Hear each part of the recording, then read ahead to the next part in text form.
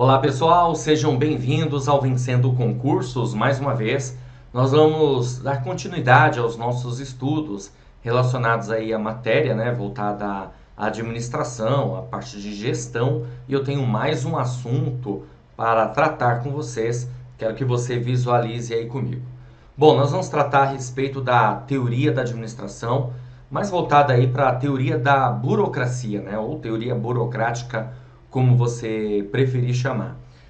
Bom, é o seguinte, a teoria da burocracia ou teoria burocrática, ela tem, claro, evidentemente, aí um representante, que no caso é o senhor Max Weber. Aliás, são muitos os representantes, mas sempre tem aquele que se destaca.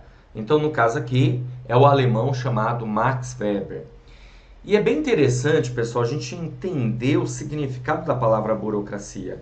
A burocracia, ela significa justamente o que eu coloquei aqui para vocês. Ela significa a organização do trabalho.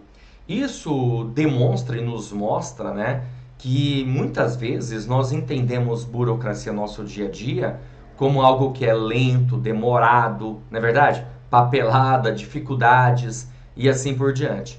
Mas isso, na verdade, todas essas coisas que eu acabei de citar aqui para você, são disfunções da burocracia, certo? Beleza? Porque, a bem da verdade, a burocracia, a ideia dela é organização. E o senhor Max Weber, a qual eu já citei para vocês, ele trata de certas características que ele considera ideais para a burocracia. Vamos lá, vamos visualizar isso aí para você entender cada uma delas. Olha só, nós temos aqui como característica do tipo ideal de burocracia, de acordo com Max Weber, a formalização. E o que significa aqui, pessoal, a formalização? É trabalhar com regras, procedimentos, certo? Disciplina, regulamentos, leis. Aliás, podemos entender que por conta da formalização que Weber dizia, obviamente passamos a ter um princípio aí chamado o princípio da legalidade. Ou seja, tudo tem que estar numa lei, em procedimentos adequados, corretos, para que haja, na verdade, o quê? Um padrão. E se você parar para pensar, é bem isso mesmo, pessoal? Na verdade, o que nós podemos observar dentro das regras da burocracia é a ideia do procedimento. Aliás, a burocracia tem foco nos processos ou foco nos procedimentos, como você preferir.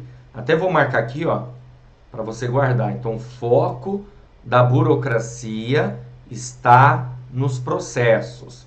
Agora, é claro, o que significam aí processos, Qual o significado de processo? Processo é um conjunto de ações, conjunto de atividades, uma sequência, etapas, para que a gente consiga aí alcançar o objetivo, evidentemente, que temos como resultado aí satisfatório. Agora, o que aconteceu depois, que a burocracia foi implementada, principalmente na administração pública? Houve um excesso muito grande de detalhamento, de processos, de regras, o que acabou ocasionando dificuldades, lentidões, ok? Bom, outro conceito aqui também do senhor Max Weber é a divisão do trabalho, que é até interessante, que a divisão de trabalho tem a ver justamente com outros conceitos que nós já estudamos aí, que é o caso da teoria clássica, a teoria científica, ok? Mas a divisão do trabalho aqui também, no sentido de ter uma especialização, cada parte ter a sua especialização. Outro conceito também é a hierarquia. Há uma hierarquia, porque, na verdade, o poder dentro da ideia da burocracia é um poder centralizado. Então, há uma centralização do poder, certo? Então, quem, claro, está no topo é que tem aí o poder. Então, há uma hierarquia, uma cadeia escalar. Impessoalidade, isso aqui é bem interessante, né? Porque a impessoalidade é o seguinte: se existem regras, essas regras são válidas para todos. Consequentemente, justamente esse conceito, essa ideia, né, que a gente consegue observar de ser impessoal, tá bom? As regras precisam ser válidas para todos e todos, na verdade, precisam respeitar essas regras. É impessoal. Aliás, isso é o pilar, é um dos pilares da burocracia de Max Weber. Outro conceito aqui é a profissionalização, tá vendo? Ó? Profissionalização, que tem a ver com o quê? Com a meritocracia, o merecimento. Meritocracia. E por fim, a competência técnica, ou seja, a capacitação. Então, olhando dessa forma, galera, eu tenho certeza absoluta que vocês acabam, de uma certa maneira, assim como eu, falando assim, caramba, meu, a burocracia ela é extraordinária. Se ela é extraordinária dessa forma, por que simplesmente nós alteramos a maneira de pensar e agir? Bom, na minha opinião, faz parte primeiro de uma transformação, de uma evolução. Outra coisa também que o sistema hoje implantado X, ele pode ser ótimo, trazer benefícios agora, hoje, para esse momento, porque vai depender de ambientes, vai depender do tamanho da organização, vai depender do tamanho da instituição, uma série de situações que acabam, evidentemente, fazendo com que aquele sistema tenha, na verdade, sucesso. E, consequentemente, ao longo do tempo, aquilo que era benéfico já deixa de ser benéfico e aí precisa passar por um processo de transformação. Faz parte. Aqui no Brasil, a burocracia ela foi instalada no governo de Getúlio Vargas, por volta de 1936, e mais propriamente dito aí em 1938, quando criaram um departamento chamado DASP, Departamento Administrativo do Serviço Público. Então esse DASP, esse Departamento Administrativo do Serviço Público, tinha como foco justamente os processos e ter essa organização do trabalho. Mas com o tempo, evidentemente, começaram a aparecer as disfunções da burocracia e, consequentemente, isso teve que ser alterado. Tudo bem? E aí, em 1995, no governo de Fernando Henrique Cardoso, foi implantado aí uma nova gestão que passou a ser conhecida aí como nova gestão pública ou administração pública gerencial, tá? Essa administração pública gerencial foi implantada em 1995 e, na verdade, foi por uma espécie de benchmarking. O que é o benchmarking, né? É você comparar resultados e se apropriar das melhores estratégias, das melhores práticas. E na época, quem tinha as melhores práticas? Primeiro, o governo aí da Inglaterra, que a partir no finalzinho da década de 70 e começo da década de 80, implantou a administração pública gerencial. E depois, os Estados Unidos, na década de 80. O que o governo, claro, fez? Fez uma grande reforma administrativa e implantou a nova gestão pública em meados da década de 90, que deu muito certo. Consequentemente, depois de um período, é preciso fazer novas alterações, novas transformações para que as coisas continuem andando bem. Faz parte. Porque o sistema, na verdade, o que acontece com ele? O sistema, ele envelhece. Ele entra em entropia. Sabe o que significa isso? Entropia é justamente a ideia do envelhecimento. E aí nós precisamos fazer uma entropia negativa, que é você ter um rejuvenescimento, uma renovação nesse sentido, tá bom? Aproveitando-se, evidentemente, de boas práticas anteriores. É o caso da burocracia. Hoje nós não temos no Brasil a burocracia implantada, nós chamamos de pós-burocracia. Porém, os pilares da burocracia continuam sendo válidos. Quero que até que você visualize aí comigo para entender melhor o que eu acabei de dizer. Olha só, então nós temos aqui, ó, a formalização, a divisão do trabalho, a hierarquia, a impessoalidade, o profissionalismo, né? E a competência técnica. Posso dizer o seguinte, que a formalização, que é a ideia da legalidade, que é preciso ter regras, e vamos ser sinceros, em todos os lugares é preciso regras. Na sua casa tem regras, numa empresa vai ter regras, né? Também a impessoalidade, porque se existem regras, essas regras precisam ser válidas para todos. E a profissionalização. Esses são os pilares da burocracia. Mas os outros também são interessantes. Mas existem, claro, algumas diferenças. Por exemplo, hoje fala-se em descentralização e não centralização, como foi pregado aí na época, né, da burocracia. Centralização, a tomada de decisão está no topo. Hoje fala-se em descentralização, que é dar mais autonomia para os níveis inferiores. Só que vale lembrar que quanto maior for a autonomia, maior será também a responsabilidade, ok? Vamos lá, vamos dar continuidade, que eu quero mostrar aqui para vocês as vantagens da burocracia. Vamos lá. As vantagens da burocracia você pode observar, como fonte aqui, eu coloquei o grande mestre Hidalberto Chiavenato no seu livro em 2003, na página 26, que trata das vantagens da burocracia, certo? Então, como vantagem da burocracia, nós temos a racionalidade para alcançar os objetivos. Então, veja que interessante, né? A burocracia ela não trata do lado emocional, ela trata do lado racional, do lado do pensar, racional significa isso, tá? Do lado do pensar estratégico. Ou seja, né? Eu não posso tomar uma decisão me baseando pelo meu fígado, né? Certo? Eu tenho que tomar uma decisão no pensar estratégico. Outra vantagem aqui, a precisão na definição do cargo e conhecimento dos deveres. Ou seja, cada um sabe o que deve fazer. A rapidez nas decisões. Por quê? Porque cada um conhece os trâmites. Justamente porque esses trâmites, pessoal, eles estão prescritos. Aqui, ó, uniformidade de resposta, porque está prescrita na norma. Aliás, a burocracia, ela parte do pressuposto do racional legal. Tá na norma, tá prescrita. Tá, ó, racional legal. Outra situação aqui também da burocracia, uniformidade de rotinas e procedimentos, favorecendo a padronização, a redução de custos e erros, pois as rotinas são definidas por escrito. A continuidade da organização na substituição de pessoas, ou seja, as pessoas vão embora, mas a organização continua, né? A redução de atrito entre as pessoas, porque todos conhecem os limites da responsabilidade e o que é exigido da função.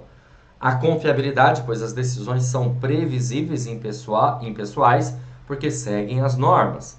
E os benefícios para os funcionários, pois são motivados a seguir carreira na organização. Então, como você observou aqui comigo, essas são as vantagens da burocracia. Como você deve ter percebido, são vantagens bem interessantes. Agora veja, nem tudo são flores. Logo, nós passamos a ter algumas disfunções depois que a burocracia foi implantada, executada. E é normal isso acontecer, tá? Começam a aparecer as disfunções, como é o caso, por exemplo, certo? Da ideia de você ter aí, na verdade, uma demora, uma lentidão, muita papelada, regras excessivas, e isso acaba atrapalhando, certo? O sistema ainda é fechado, não tem uma interação como deveria, então tudo isso acaba, evidentemente, trazendo certos problemas para a burocracia, para esse tipo de gestão, ok? Bom, galera, legal, vamos dar continuidade, porque agora eu quero aproveitar e resolver algumas questões aqui com você, para que você possa observar comigo como que o tema pode ser abordado numa prova de concurso. Nós temos essa questão, que é da banca CESP, caiu no concurso aí da Unipampa, para assistente de administração. Ela diz assim: considerando as abordagens clássica, burocrática e sistêmica da administração, julgue o item a seguir. De acordo com a abordagem burocrática proposta por Max Weber, as principais características do tipo ideal de burocracia são a formalidade, a impessoalidade e o profissionalismo. E aí, pessoal, certo ou errado? Opa, isso tá certíssimo, né, galera? Exatamente isso que Weber pregava. E para ele, essas, com certeza absoluta, né, são as características mais importantes, logo, os pilares da burocracia. A burocracia de Max Weber, no mundo todo, praticamente começou a ser bastante difundida a partir da década de 30, tá? Mais propriamente em alguns lugares na década de 40. Aqui no Brasil, como eu falei para você, finalzinho da década de 30, começo aí da década de 40, ok? Bom, o que mais que nós temos? Temos mais uma questãozinha aqui para resolver, quero que você visualize aí comigo, bora lá. Olha só, a questão ela diz assim, caiu no concurso da CGU, Controladoria Geral da União, para analista de finanças e controle, e a questão diz assim, ó, Weber estudou as organizações que surgiram após a Revolução Industrial e a formação do Estado, identificando características que eram comuns e tipos de autoridade. Indique a opção que apresenta corretamente características do tipo ideal de burocracia de Weber. Então a gente tem que marcar uma alternativa que tem a ver com o tipo ideal da burocracia de Weber. A alternativa A diz o seguinte: excesso de regulamentos e valorização da hierarquia. Lembre-se que eu já vou resolvendo a questão, tá?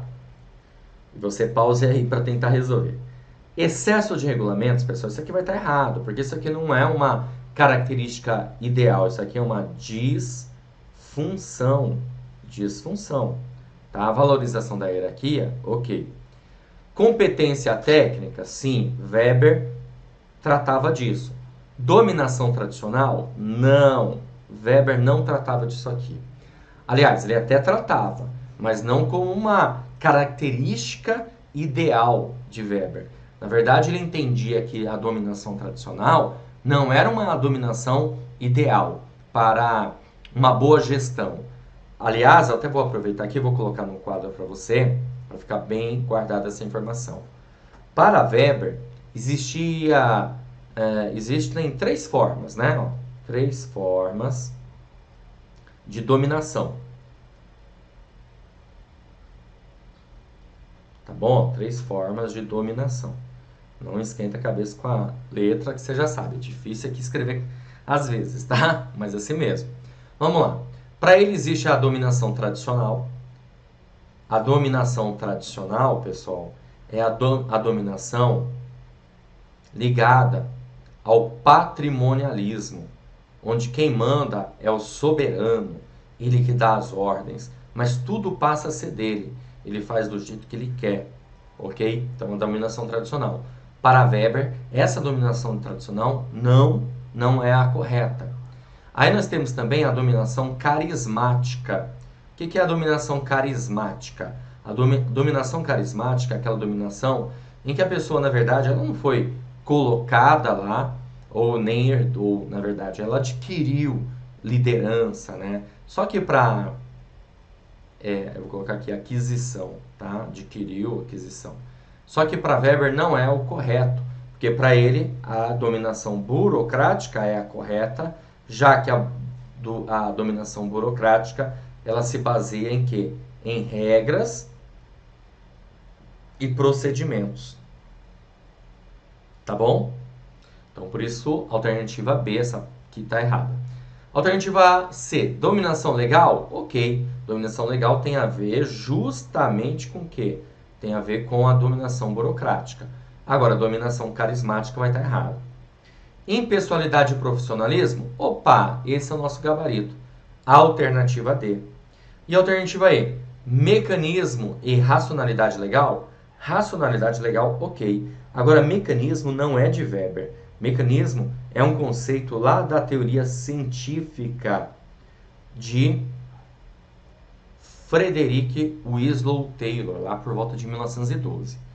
Ó, aproveitando que eu falei aqui de uma data, eu comentei para você que boa parte da teoria aí de Weber foi utilizada aí a partir da década de 30, 40 para a administração pública em si. Não necessariamente a burocracia é dessa época. Aliás, a burocracia é de muito tempo atrás, antes do século XX, tá?